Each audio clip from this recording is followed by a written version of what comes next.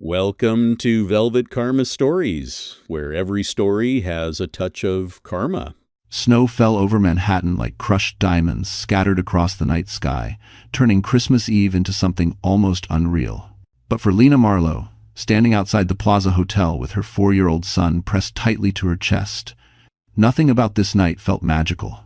Her breath came out in trembling clouds, mixing with the cold as she stared up at the glittering windows of the hotel's penthouse suite windows. She never expected to see her husband behind.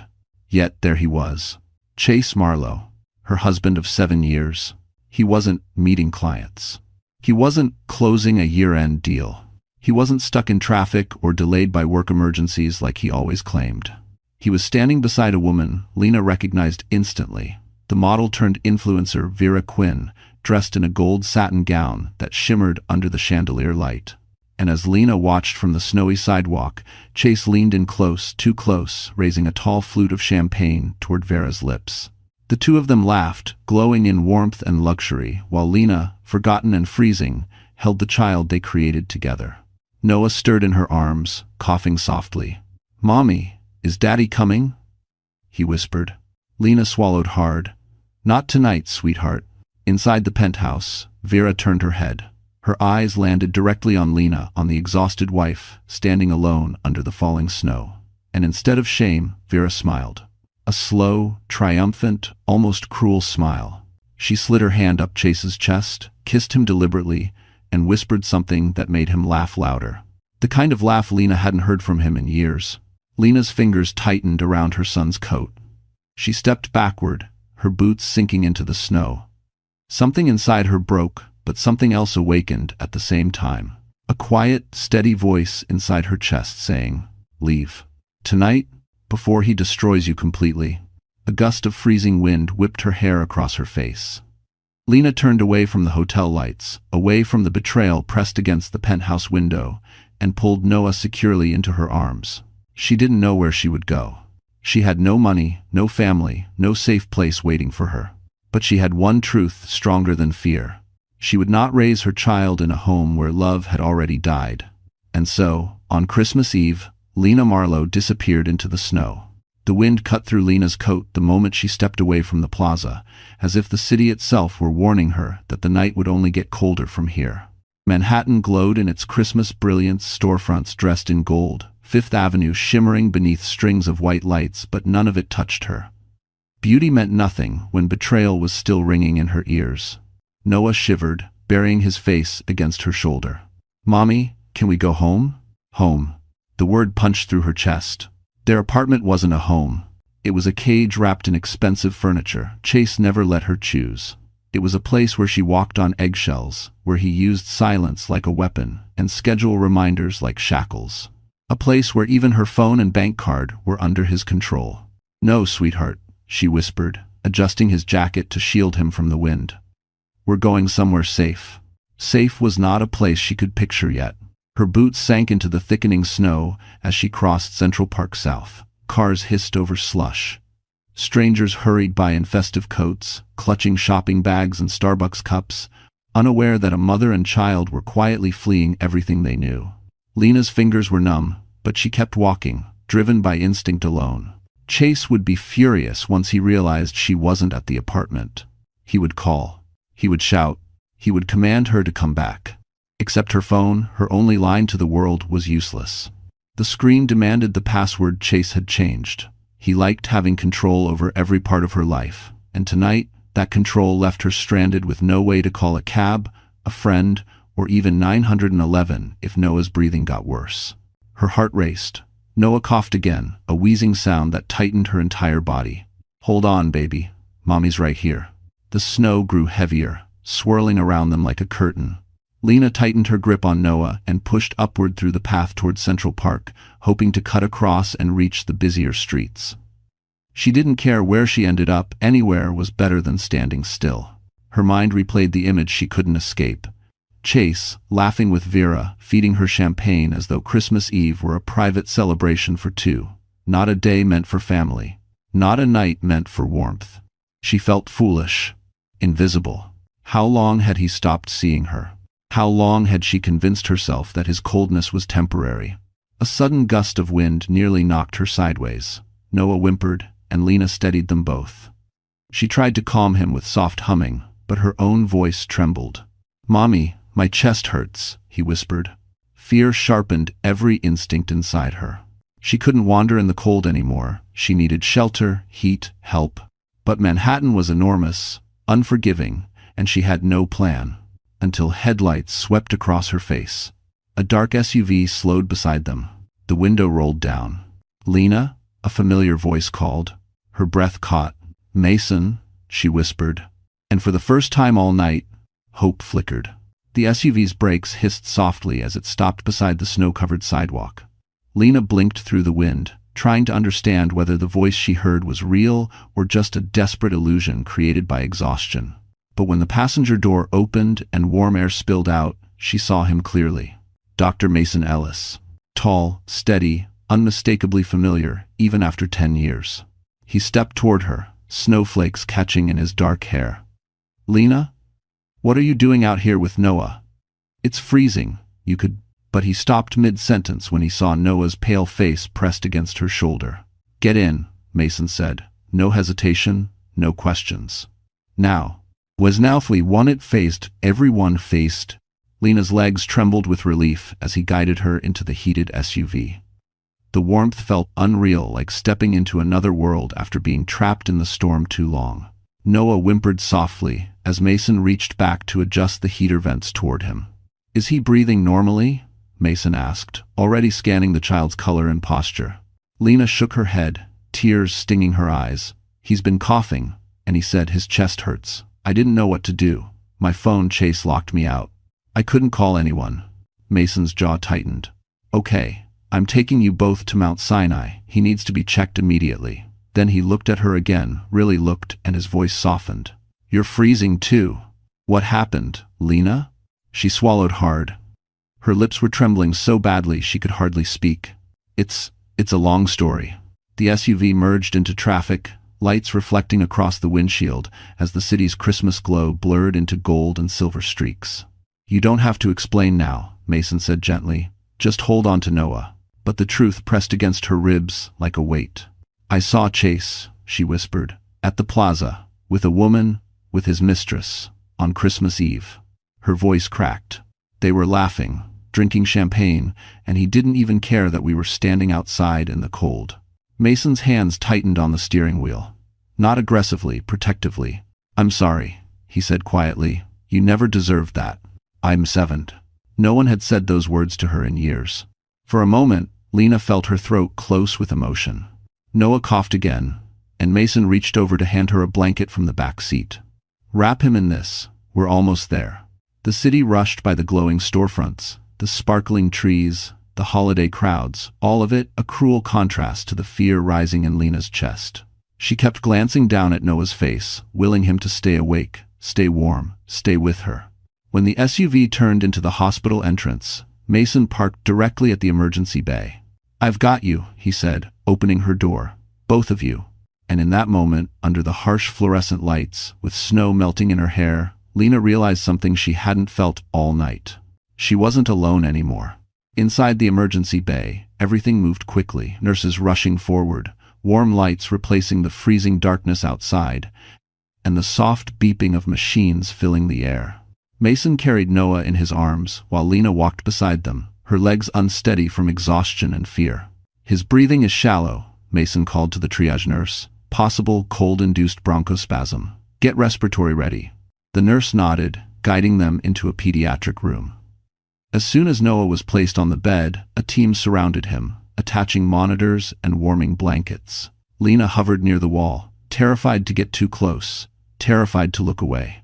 "Ma'am, he's stable," one of the nurses gently reassured her. "We're warming him up. His oxygen levels are responding." Lena pressed a trembling hand to her lips. For the first time since leaving the plaza, her body sagged with relief. Mason stepped closer. "He's going to be okay, Lena. You did the right thing by getting him here." She lowered into a chair, her soaked boots dripping onto the linoleum floor. "I didn't know where else to go. See. You came exactly where you needed to," Mason said, pulling another chair beside her. His voice was steady, The same calmness she remembered from college, the same calmness that once made her feel safe without understanding why.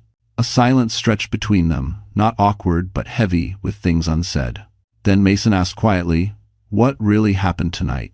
Lena stared at her hands. They were red from the cold, shaking slightly. "I saw Chase with her," she whispered. "He didn't even pretend to hide it. And when I texted him, he told me not to ruin his night. He didn't ask where we were or if we were safe." She blinked hard. It felt like he'd already erased us. Mason's jaw tightened. "That's not just cruel, that's dangerous." Before she could respond, something slipped from her coat pocket and fell onto the floor, a wrinkled envelope, cream-colored and sealed. Mason picked it up. "This yours?" Lena frowned. I don't remember putting anything in my pocket." She turned the envelope over. The handwriting made her breath catch. "From your mother." Not her biological mother. Her foster mother, the one who raised her until she died when Lena was 17. Hands shaking, Lena opened it. Inside was a short letter and a folded document. The letter read, "Lena, my girl, if life ever becomes too heavy, go to the place I've left for you. It will give you choices when the world gives you none." "It's a deed." Lena unfolded the document and gasped. "A deed to property in Vermont?" "Mason," she whispered. "What is this? Why did she never tell me?" He studied the document, eyebrows lifting. "Lena, this land is real, and depending on where it is, it could be worth something." Worth something. 2 words she hadn't felt connected to in years. Before she could say another word, a nurse returned. "His oxygen is stabilizing. He's asking for you." Lena's heart swelled. For the first time that night, hope didn't feel fragile. It felt possible. When Lena stepped into Noah's room, the lights were dimmed to a soft glow. The machines hummed quietly beside him, warming his small body under layers of heated blankets. His cheeks, once pale and cold, were beginning to regain a faint flush. "Mommy," he whispered, reaching a tiny hand toward her. She hurried to his bedside and pressed a kiss to his forehead. "I'm right here, sweetheart. You're safe. Mommy's not going anywhere." Mason stood near the foot of the bed, watching with gentle attentiveness. He didn't interrupt. He didn't push. He simply waited, something no one in her life had done in a very long time. When Noah drifted back to sleep, Lena stepped outside the room with Mason. The hallway felt quieter now, the chaos of the ER fading into a low hum behind them. "You should sit," Mason said softly. She tried to answer, but instead felt her knees buckle. Mason caught her by the shoulders before she could fall, guiding her to a bench along the wall. "You're exhausted," he said. "You've been carrying too much." And that was all it took. The tears came silent at first, then trembling, then uncontrollable. Lena covered her face with her hands, shaking as years of swallowed emotion spilled out. Mason sat beside her but didn't speak. He simply placed a steady hand between her shoulder blades, the warmth grounding her. "It wasn't supposed to be like this," she finally choked out. "I thought if I just tried harder, if I stayed quiet and did everything Chase wanted, maybe he'd come back to me. Maybe he'd be the man he promised he'd be." Mason's brows drew together. "Lena, none of this is your fault." "Isn't it?" she whispered. "He said I was holding him back, that I wasn't attractive enough, that no one would ever want me if he left." 8. Mason inhaled sharply, the kind of breath taken by someone trying not to show anger too quickly. "Lena, what he told you is emotional manipulation, cruel, and completely untrue." She looked up at him, tears glistening on her cheeks. "Then why does it feel true?" "Because you've been surviving, not living," he said. "Someone like Chase makes sure you believe the worst about yourself. It's how he keeps control." She swallowed hard. "I didn't know how bad it was until tonight. And distraction after, du 3nes. What he did," Mason said carefully, "leaving you and Noah out there in that storm, that's neglect. That's dangerous. And honestly, that's something a court wouldn't ignore." The words startled her. A court. Custody. The reality she'd been too afraid to consider. "Mason, I don't have money. He controls everything. I don't even have access to my own bank card." He nodded slowly. "Then we'll find someone who can help. A lawyer who understands cases like this." "We?" she whispered. "Yes," he said without hesitation. "You're not alone in this." Before she could respond, a nurse approached them. "He's awake again," she said, and he's asking for his mom. Lena wiped her tears, steadied her breath, and stood up. This time, she walked back to Noah's room, not as a woman breaking, but as a woman beginning to rebuild. While Lena sat beside Noah's hospital bed, stroking his hair as he slept peacefully, another part of Manhattan was glowing with a different kind of warmth. Crystal chandeliers, jazz music, and the artificial sweetness of people pretending their lives were perfect. Inside the Plaza penthouse, Chase Marlowe poured himself another glass of champagne. Finally, he sighed, settling back onto the velvet sofa beside Vera Quinn. She stopped texting. Vera raised an eyebrow, swirling her drink. You told her you were busy. She should understand that a man like you has responsibilities. Chase smirked, completely unaware of the storm he'd set in motion. She'll get over it. Lena always does. But his phone buzzed again, this time not with Lena's name. A notification. A bank alert. Chase frowned. Access attempt denied. Authentication requested. Vera leaned in. What's that about? Nothing, he muttered, although annoyance crept into his voice.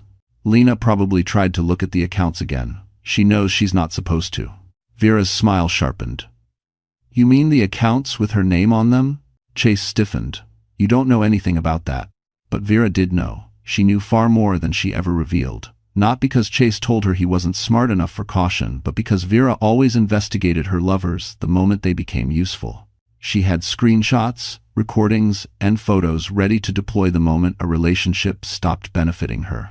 Still, she tucked the information away like a blade in her purse. Chase's phone buzzed again. This time, he did look concerned. Noah's school account. Emergency contact unreachable. Hospital attempts, no answer. Vera's painted smile faltered slightly.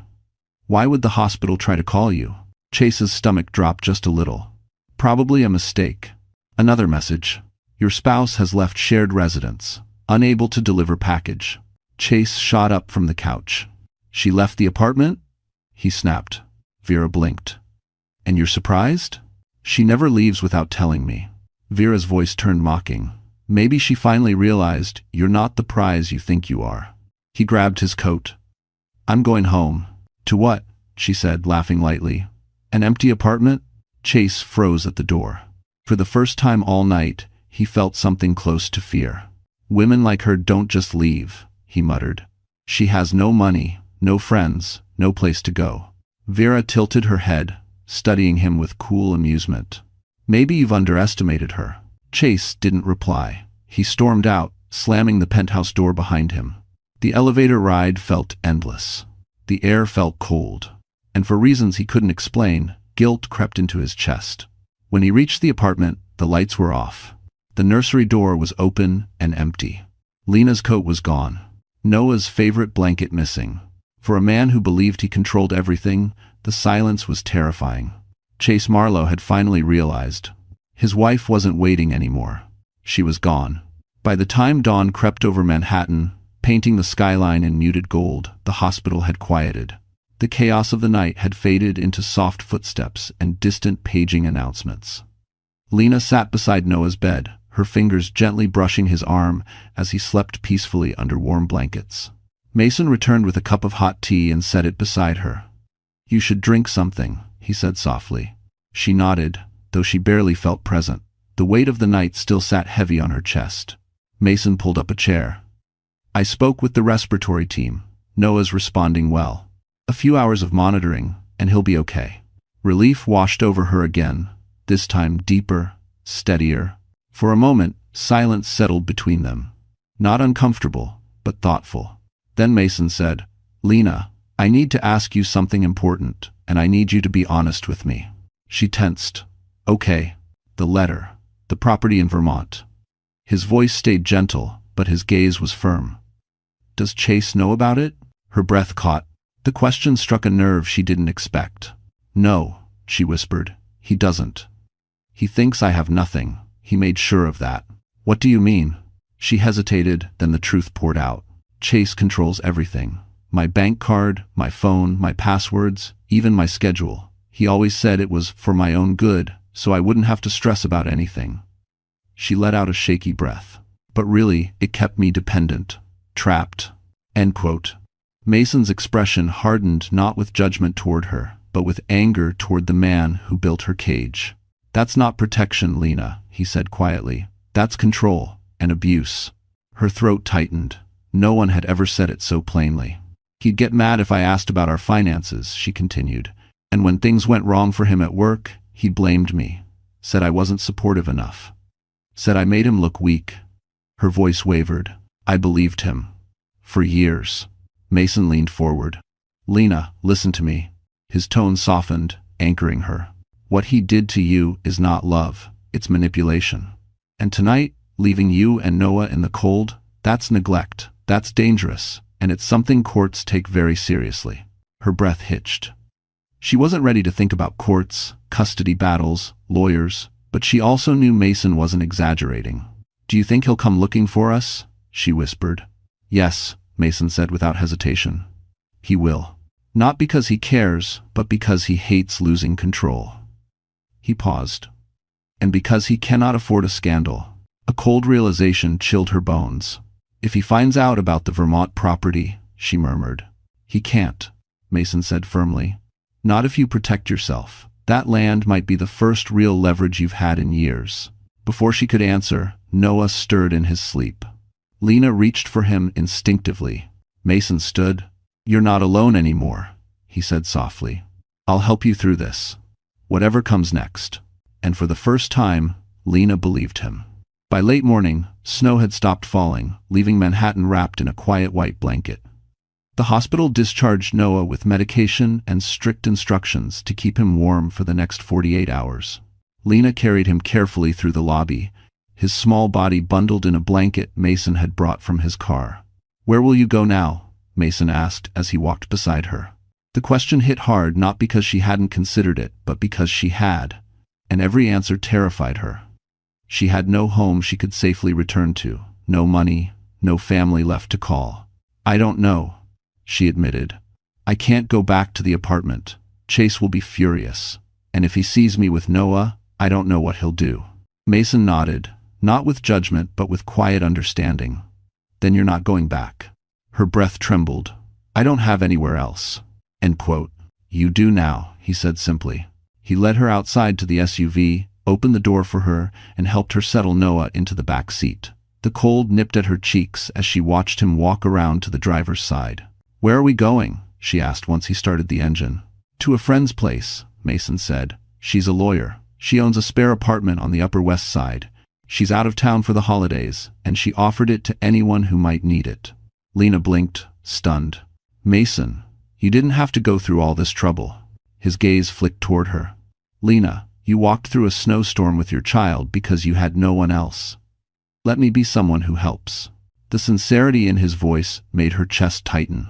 The drive to the Upper West Side was calmer than the frantic trip to the hospital. The Christmas crowds were out, lights twinkling on every corner, children laughing as they dragged sleds through slush. It felt surreal, like the entire city was celebrating while her world hung in pieces.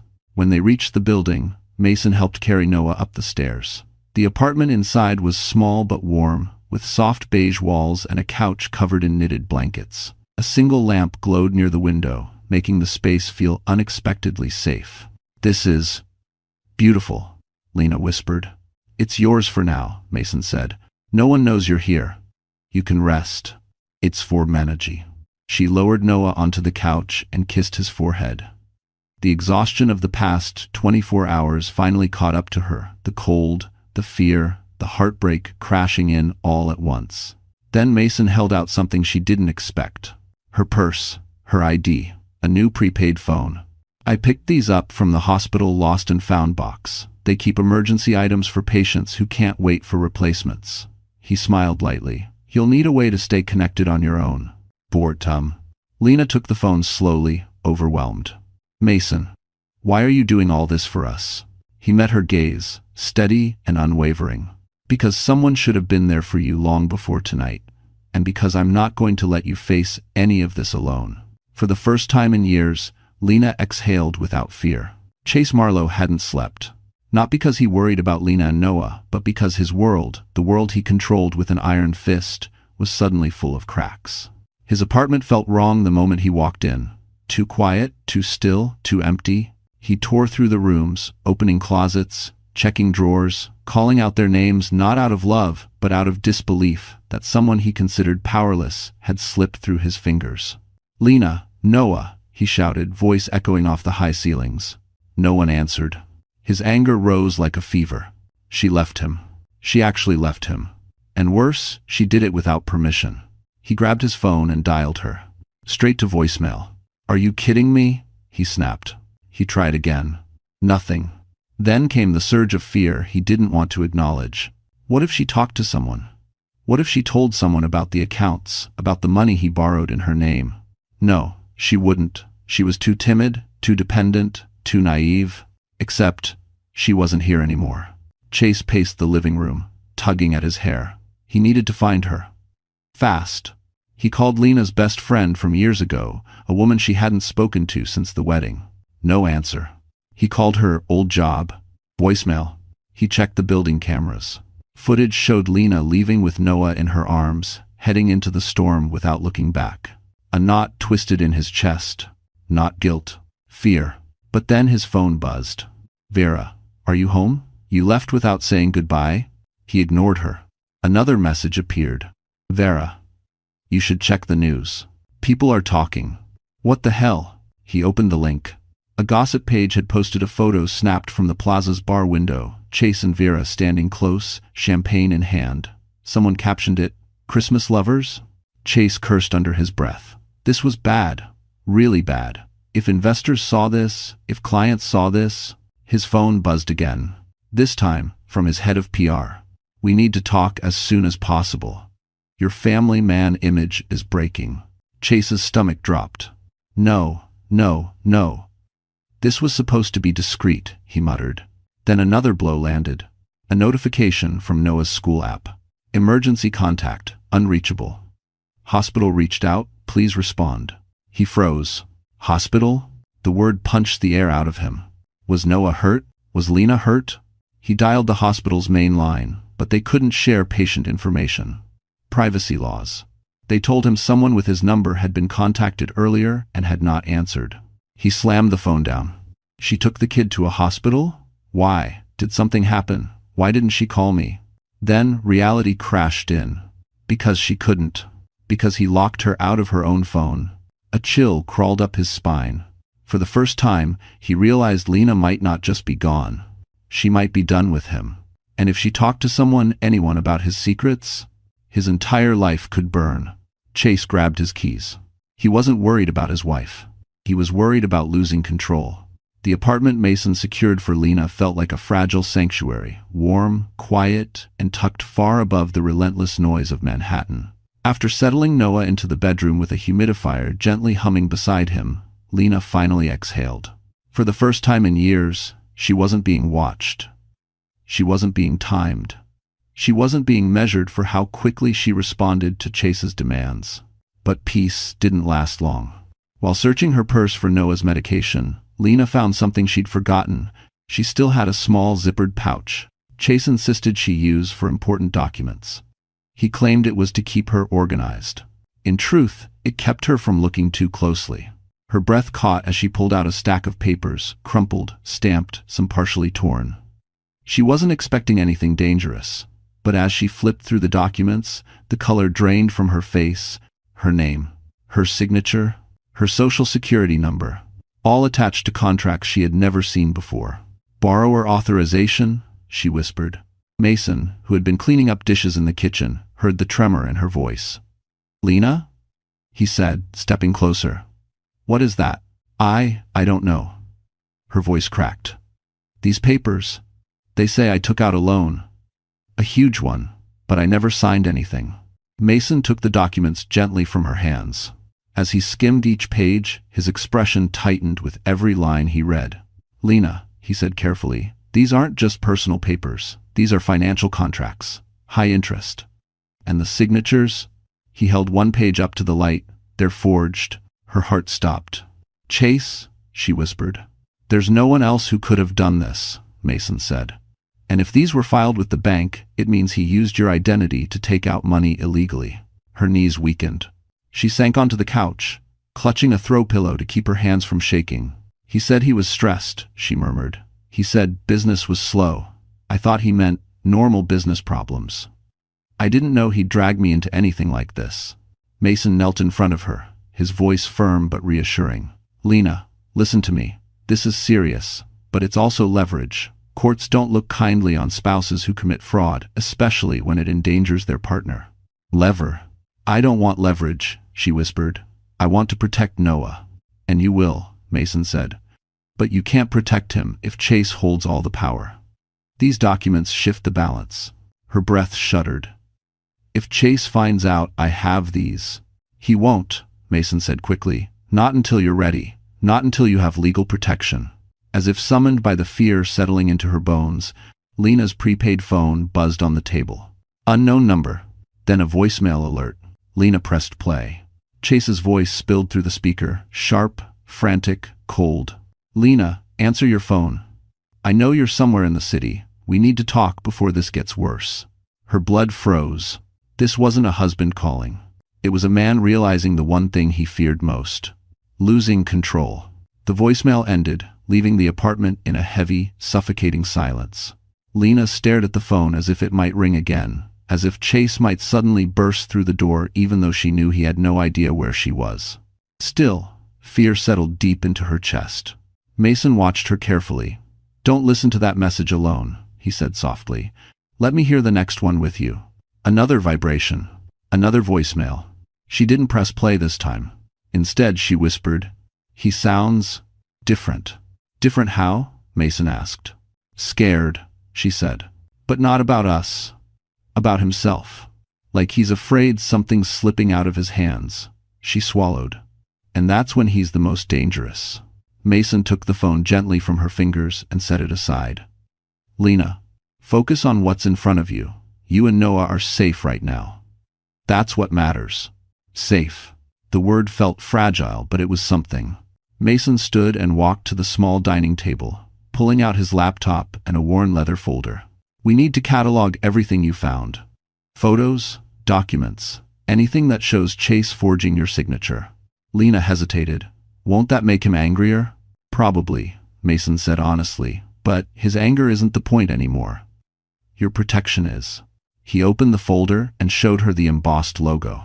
A law firm she recognized from news stories.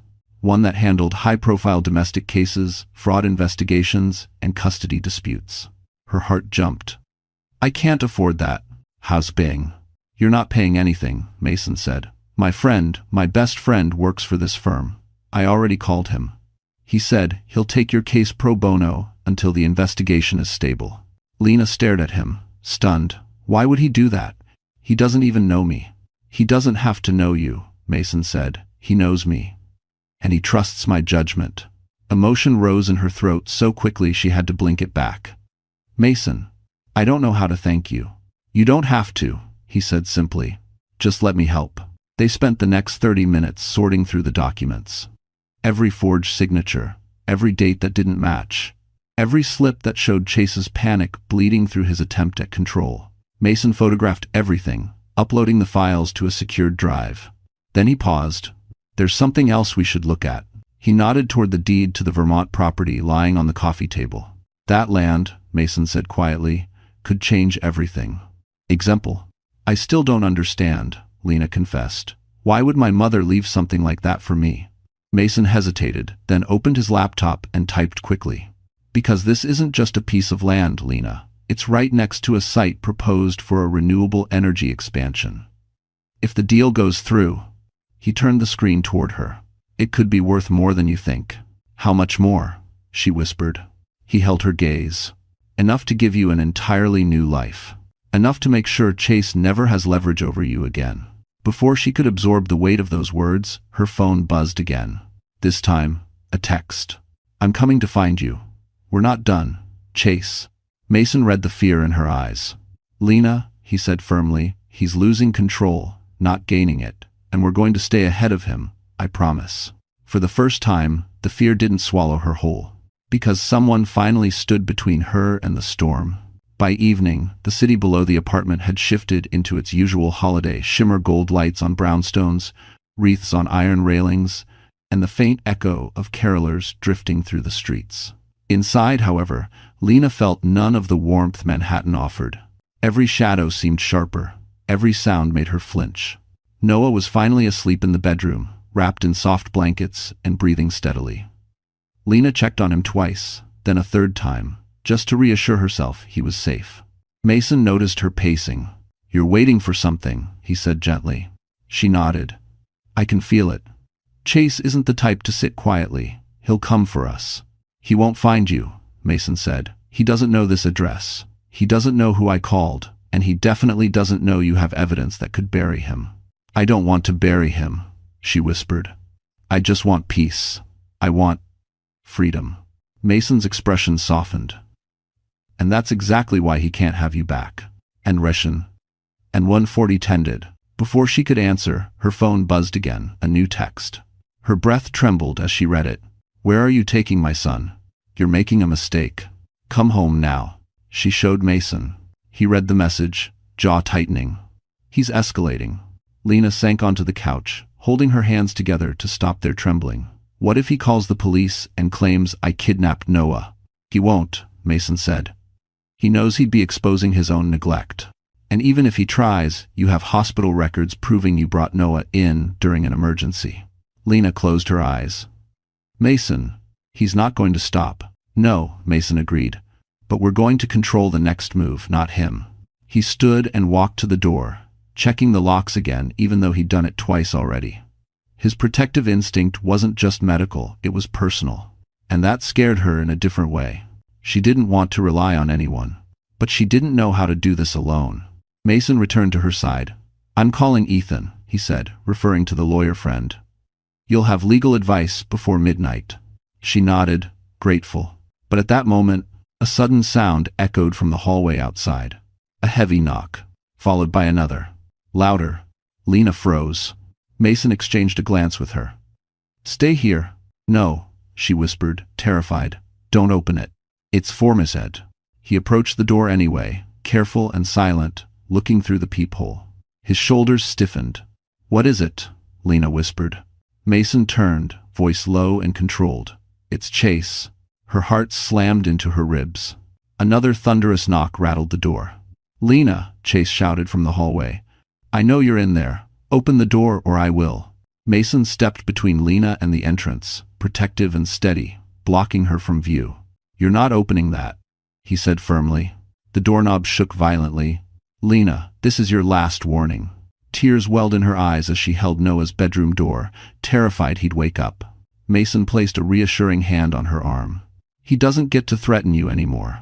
But outside, Chase pounded on. A man desperate to regain control.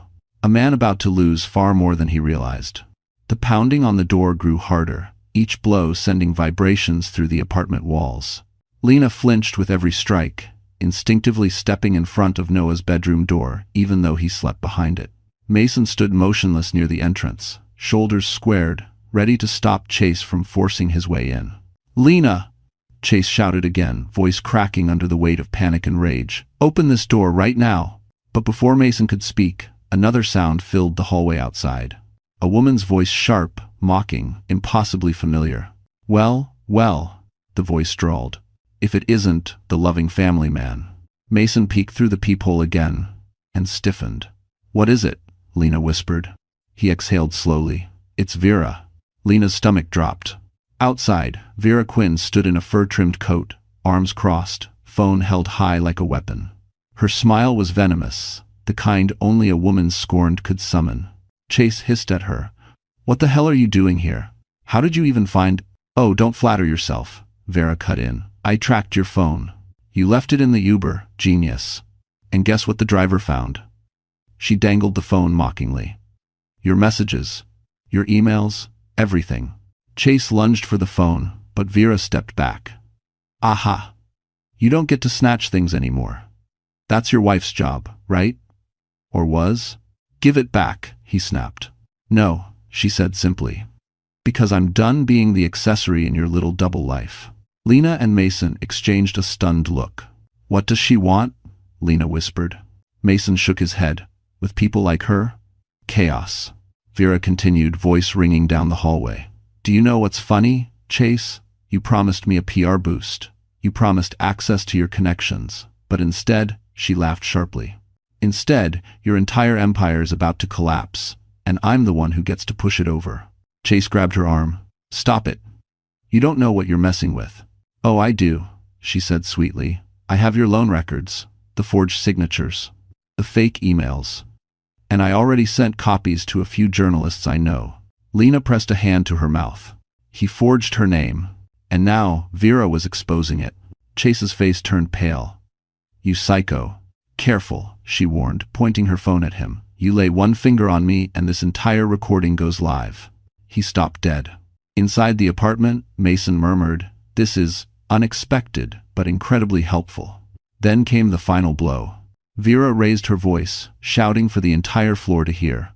Your husband used his wife's identity to take out illegal loans.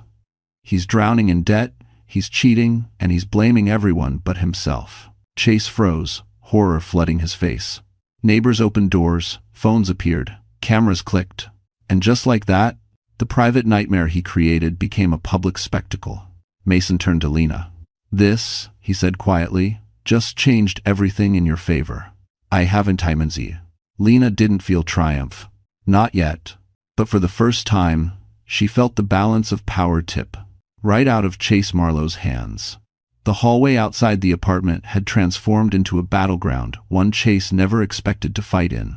The neighbors who usually avoided eye contact now stood with their phone cameras raised, capturing every second as if watching a scandalous holiday movie unfold. Vera's words echoed through the corridor like sharp blades. Illegal loans, she shouted again. Forged signatures. He used his wife's identity because he couldn't qualify on his own. Chase spun toward her, face red with panic. Shut up, you don't know what you're saying. Oh, sweetheart, she purred. I know exactly what I'm saying, and so will everyone else once this goes online. She pressed a button on her screen, and a preview of a video popped up, Chase ranting drunkenly about using Lena's clean record and do whatever it takes to save my company. And in front of everyone, neighbors gasped. Someone whispered, Is this real? Chase lunged for her again, but two men from down the hall stepped between them, arms folded. Back off, man, one of them warned. No one's touching her. Inside the apartment, Lena watched from behind the chain lock, heart racing. She didn't want to see Chase humiliated. Part of her still trembled at the sight of his anger, but another part, a deeper, quieter part, felt something else. Validation. For years she had questioned her instincts, her sanity, her worth. Chase had convinced her that she was overreacting, ungrateful, dramatic, but now the truth was shouting through the hallway for the entire world to hear. Mason stood beside her, voice low. Lena, this footage alone could sway a custody hearing. I don't want revenge, she whispered. I just want Noah to be safe. And that, Mason said, is exactly why you deserve to win. To Downber. Out in the hall, Chase realized the cameras weren't going away. His anger cracked into desperation. Lena, he shouted, slamming a fist against the door. Are you listening? This is your fault. If you hadn't walked out, Mason unlatched the chain lock and opened the door just enough to step into the doorway. He didn't shout. He didn't threaten. He simply said, You need to leave. Chase sneered. This doesn't concern you. Mason didn't flinch. It does when a child is involved. And when a woman you hurt is finally asking for help. The words stung more than any punch. Chase tried to push forward, but Mason blocked him easily. Don't take another step. For a moment, Chase looked ready to swing. His fists twitched, his eyes narrowed. Then Vera lifted her phone again, smirking. Go ahead, Chase. Hit him. Give me something even better to post. He froze. Cornered, exposed, powerless. Slowly, defeated, he stepped back. Lena, he rasped, you can't do this. You can't take my son. Lena stepped forward, staying behind Mason but close enough for Chase to see her clearly. I'm not taking anything, she said quietly. I'm protecting him. The neighbors murmured in approval. And for the first time, Chase realized no one believed him anymore. 2 days later, the holiday lights outside the Manhattan family court glowed softly through the large windows, casting warm reflections onto the polished floors. But inside the courtroom, the air felt colder than the December wind. Custody hearings were rarely gentle, especially when one side fought with desperation and the other fought with fear. Lena sat at the petitioner's table, hands clasped tightly in her lap. She wore a simple navy sweater and the only pair of dress shoes she still owned. Noah sat with a child advocate in the hallway, playing quietly with a small toy truck Mason had bought him. Her stomach twisted every time she thought of him waiting outside, unaware of how life-changing this day could be. Mason sat behind her, offering quiet strength just by being present.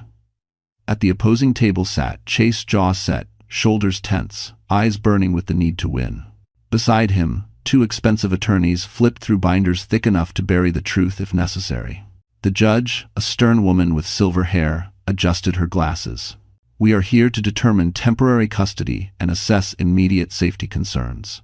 Mrs. Marlowe, please stand." Lena rose, knees trembling.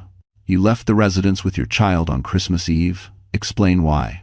Her mouth went dry, but she forced the words out. "Your Honor, my husband left us in a snowstorm. My son had trouble breathing. I couldn't access my phone because he locked me out of it. I had no way to call for help. I made the decision to leave for my child's safety." "And Frez," Chase scoffed loudly. His attorney placed a restraining hand on his arm. The judge turned her gaze to him. "Mr. Marlowe, you'll have your turn." When the questioning shifted to Chase, his attorney launched into a performance. "Your Honor, my client is a respected businessman. He was attending a professional gathering that evening. Mrs. Marlowe has a history of emotional instability." "That's a lie," Lena whispered. But the judge raised a hand. "We'll hear all sides." End quote. The attorney continued. "She left the residence without notifying him, creating a dangerous situation." Mason leaned forward, whispering, "He's trying to frame you as irresponsible. Stay calm." Then the judge said, "Mr. Ellis, I see your name listed as a witness. Please approach." Lena's breath caught as Mason walked to the stand. He took the oath, then met the judge's eyes with steady professionalism. "Dr. Ellis," the judge said, "explain your involvement." "Thank you for watching. I'm the physician who treated Noah on Christmas Eve," he said. "He arrived with hypothermia symptoms and difficulty breathing. Mrs. Marlowe acted quickly and appropriately. Had she delayed, his condition could have worsened." A murmur rippled through the courtroom. Chase looked rattled. And, Mason continued, "I witnessed evidence indicating significant financial control and emotional manipulation by Mr. Marlowe." Chase shot to his feet. "That's not true. She's lying." "He's lying." Thanks for watching." The judge slammed her gavel. "Sit down, Mr. Marlowe." Silence fell. Then the judge spoke the words that hit like thunder. "Temporary full custody is granted to Mrs. Marlowe. Mr. Marlowe is to have supervised visitation only, pending investigation." Lena's breath shook relief, flooding her so fast tears spilled down her cheeks. For the first time, the truth wasn't just spoken. It mattered. While Lena held Noah close outside the courthouse, trying to steady her breathing after the judge's ruling, Chase Marlowe was living a very different reality. He stormed out the courtroom doors, his attorneys scrambling to keep up, shouting legal jargon he no longer heard. The hallway buzzed with murmured shock, law clerks whispering, attorneys glancing sideways, spectators exchanging knowing looks. Chase ignored them all. "She can't do this," he hissed. "A temporary ruling doesn't mean anything. I'll overturn it." But even as the words left his mouth, his voice cracked. His head attorney cleared his throat. "Mr. Marlowe, there's more we need to discuss." Chase spun around, eyes blazing. "What now?" The attorney lowered his voice. "The forged loan documents? The bank has flagged them. We received notice this morning. There will likely be an investigation." "What investigation?" Chase snapped. "It's my wife, my household. It's not a crime to use." "It is a crime," the attorney interrupted sharply, glancing around before dropping his voice. "Identity fraud, financial abuse, and given the domestic context, it's going to look very, very bad." Chase stumbled back a step. Then his phone buzzed. He snatched it from his pocket, expecting a message from his PR team. Instead, breaking news. Manhattan businessman under scrutiny for alleged identity fraud. A blurry photo of him and Vera at the plaza, plastered beneath the headline. He scrolled. A new viral video, posted by Vera. All it took was 10 seconds to destroy his image. "I had to use Lena's name. It's cleaner. My credit's trashed. She'll never know." Chase felt the blood drain from his face. No, she wouldn't. But she did. Vera Quinn had set the match, and the world was watching the fire burn. His attorney swallowed hard. "We need to get ahead of the narrative. You should release a statement." "I'm not releasing anything," Chase barked. "Call Vera. Now." "We tried," the attorney said. "She's not responding." Her agent issued a statement saying she's cooperating fully with investigators. Chase nearly dropped his phone. His world, crafted so carefully, maintained through control and intimidation, was cracking apart like thin ice beneath him. He turned and caught sight of Lena through the courthouse doors.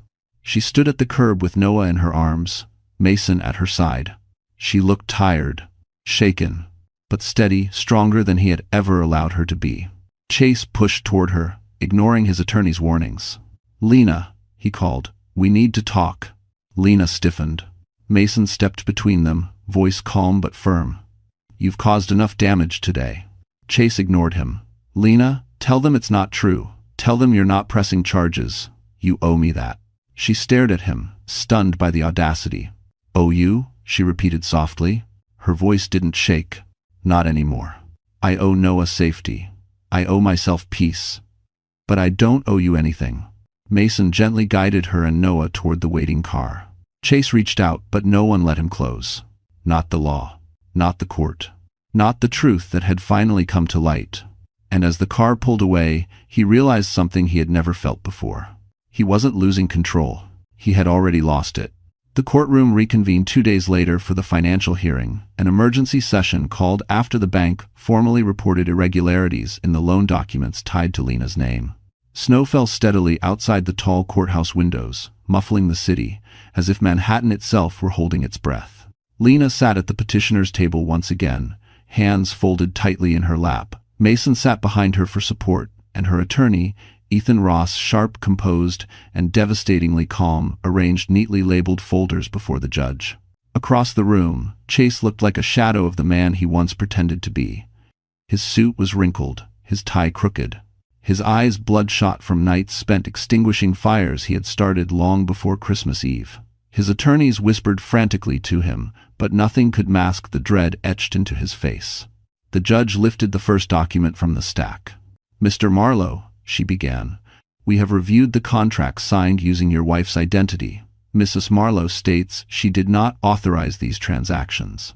Chase stood, desperate and sweating. "Your Honor, she's confused. Those were household decisions. She signed them." Ethan rose. "Permission to present Exhibit A." The judge nodded. A screen lit up at the front of the courtroom. A video. Vera's recording. Chase's voice. "I had to use Lena's clean record. My credit's trashed. She'll never know." A gasp rippled through the courtroom. Chase's attorney closed his eyes like he'd just watched his entire career go up in flames. Chase lunged forward. "That was taken out of context. That woman is unstable." The judge raised a hand sharply. "Sit down, Mr. Marlowe." He froze. Ethan stepped forward. "Further evidence shows Mr. Marlowe changed Mrs. Marlowe's passwords, restricted her financial access, and locked her out of her own phone. This demonstrates intentional isolation and financial abuse." Lena stared at the table. Hearing her suffering described in legal terms felt surreal, like someone else's story. But every word was true. The judge turned to Lena. "Mrs. Marlowe, did you consent to any of these loans?" "No, Your Honor," she said quietly. "I didn't even know they existed." The judge made several notes. Then came the final blow. Given the fraudulent activity, the manipulation demonstrated, and the immediate risk posed to Mrs. Marlowe and her child, this court finds Mr. Marlowe solely responsible for the outstanding debts.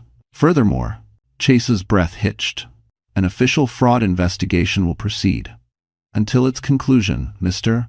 Marlowe's accounts will be frozen. He collapsed back into his chair. Frozen accounts. Debt in his name only. Criminal investigation pending. Supervised visitation. His life, his image, his control, shattered in seconds. But the judge wasn't finished. Additionally, Mrs. Marlowe is granted temporary exclusive use of the marital residence. Chase jerked upright. "What? You can't." "She left. She left under duress," the judge corrected. "And the court will not return her to unsafe circumstances." Lena swallowed hard, tears burning her eyes. She never imagined she'd hear those words spoken for her. The judge lifted the final page. This court's priority is the safety and stability of the child and the victimized spouse. Mr. Marlowe, you have violated both. A single, clean strike of the gavel ended the hearing, and ended Chase Marlowe's reign. The first night back in the marital apartment felt strange, like walking through a museum of a life she no longer belonged to. The judge had granted her full access, but that didn't erase the memories embedded in the walls, the arguments whispered behind closed doors, the constant tension, the nights she cried silently while Chase slept beside her. But this time, she didn't come back alone. Noah toddled into his old room, clutching his blanket and looking around with wide eyes. Lena knelt beside him. "Is it okay if we stay here for a little while?" she asked softly. He nodded sleepily. "As long as you're here, Mommy." Her heart tightened warmly this time. Mason carried in a box of groceries, placing them gently on the counter. "I stocked up on basics," he said, "and a few things Noah likes." "You didn't have to, Lena," he said with a small smile. "I know you're not used to people helping without an agenda, but let me be the exception." And Grace. The words landed deeper than he knew. For years, help had been conditional. Perform, obey, please. Now, help came without strings, and she almost didn't know how to accept it. When Noah drifted off to sleep, Lena and Mason sat in the living room. The dim lamp cast warm shadows, softening the sharp edges of the space. "I need to tell you something," Lena said quietly, fingers tracing the rim of her tea mug. "About the Vermont property." Mason leaned forward. "I'm listening. Help her. I don't understand why my mother left it to me, or what I'm supposed to do with it. I barely knew how to manage a joint bank account with Chase, let alone land." "You don't have to know everything right now," Mason said gently. "But I spoke to a colleague today. That area is part of the proposed renewable energy expansion. If the deal finalizes, the land value will skyrocket." Lena blinked. "Skyrocket? How much are we talking?" Mason hesitated before answering. "Potentially hundreds of thousands." Her breath caught. "That can't be real." "It is," Mason assured her. "You have something Chase never expected, a future he can't control." She looked around the apartment, the expensive furniture Chase insisted on, the curated decor meant to impress visitors, the sterile perfection. None of it felt like hers. But the Vermont land? That felt like a door waiting to be opened. Suddenly, tears welled in her eyes, not from pain this time, but from something gentler. Hope. Possibility. A future forming quietly on the horizon. Mason reached across the couch and touched her hand lightly. "You're allowed to start over, Lena." She swallowed. "I don't know where to begin." "How about with dinner?" he said softly. "One step at a time." She laughed small, surprised, genuine. And for the first time in years, Lena realized she wasn't rebuilding a life from ruins. She was building a life that finally belonged to her. The next week passed in a rhythm Lena had never known, before quiet mornings with Noah's laughter echoing down the hallway. Simple breakfasts she cooked without fear of being criticized, and evenings where the apartment felt lighter, as if the absence of Chase's anger had opened the windows to let warmth in. But on Thursday morning, everything shifted. A heavy knock echoed through the apartment. Lena froze, heart leaping straight into her throat. For a split second, she feared Chase had returned, defying the court order. She pulled Noah close, holding her breath. But when she cracked open the door, it wasn't Chase. Two federal investigators stood in the hallway, badges visible. "Mrs. Marlowe?" the taller agent asked. Lena nodded carefully. "We're here regarding the fraudulent loan activity connected to your name. We'd like to ask you a few questions." As word. Her pulse raced, but she straightened. "Of course. Please come in." Mason arrived minutes later. She'd texted him quietly and positioned himself beside her like a shield. The investigators were professional, respectful, thorough. They asked about her marriage, her financial access, the forged signature, the controlling behaviors. At one point, Lena's voice trembled. "I didn't know he was doing any of this. I just wanted to keep my family together." And 10. One of the investigators nodded sympathetically. "That's often how these situations begin. You were isolated, but the evidence is clear, and you'll be protected throughout this process." When they left, Lena stood in the silent apartment, leaning against the wall as relief washed over her. Mason touched her shoulder gently. "You handled that perfectly," he said. "But it feels so strange," she whispered. "For years, Chase made me believe no one would ever take my side. Now, strangers are fighting for me. Because the truth is finally visible, Mason said softly. And because you deserve better. Later that evening, as snow drifted past the windows, Lena tucked Noah into bed. He smiled sleepily. Are we safe now, Mommy? She brushed his hair back. We're getting there. When she returned to the living room, Mason was waiting with a small envelope in his hand. What's that? Lena asked. A letter, he said. From the Vermont zoning office. I helped expedite a records request. Her stomach flipped. What does it say? He handed it to her gently. Lena unfolded the paper, scanning each line. Her breath caught. Mason, they want to meet with me. The energy project. They want to negotiate an offer for the land. Exactly, Mason said. They're interested, very interested. Tears filled her eyes, not from fear, but from something she wasn't used to feeling. Opportunity. A real chance at a future, not shaped by survival, but by choice. She sank onto the couch, overwhelmed. I can't believe this is happening. Mason sat beside her. Lena, look at me. She lifted her eyes. You survived something that was meant to break you.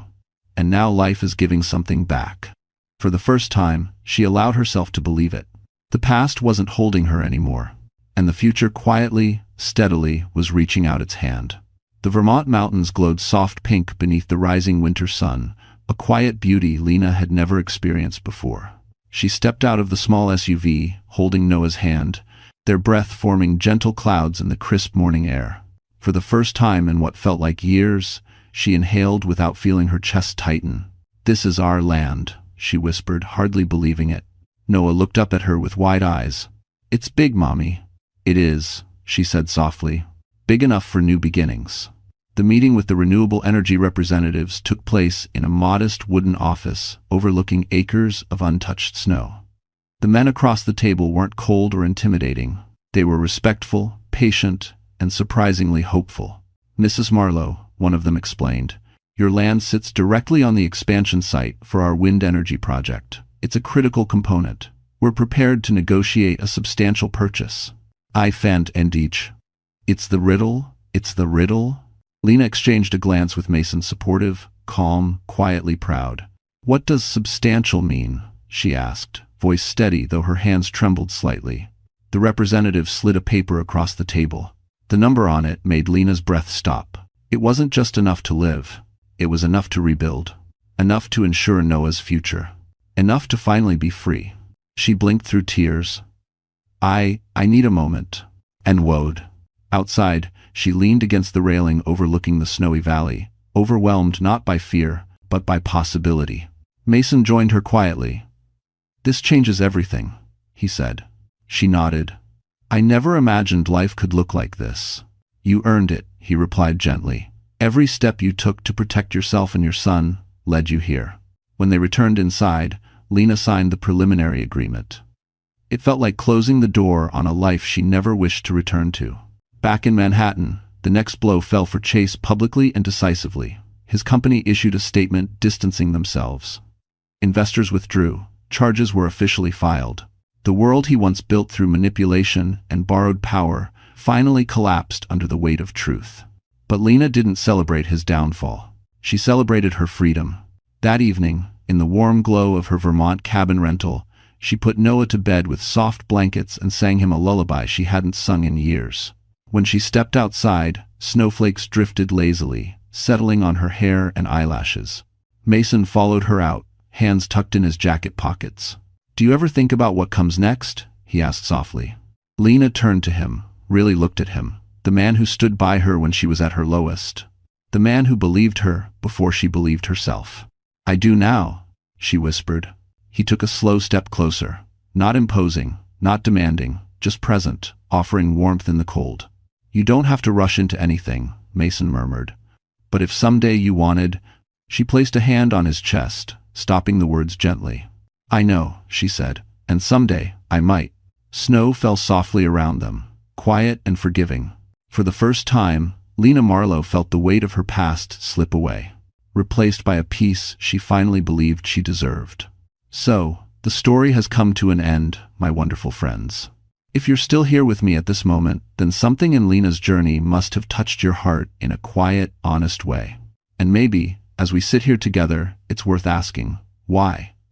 Why did her pain, her courage, her quiet steps forward matter to you? Because in life, we all face moments when we must walk away from what hurts us, even when our legs are shaking. Marcus Aurelius once wrote, "You have power over your mind, not outside events. Realize this, and you will find strength." Today, Lena found that strength, not all at once, not dramatically, but in small, trembling decisions that slowly open the door to a new life. And maybe that's the lesson for all of us. Healing doesn't come in a single moment. It comes in tiny steps, tiny truths, tiny acts of choosing ourselves again.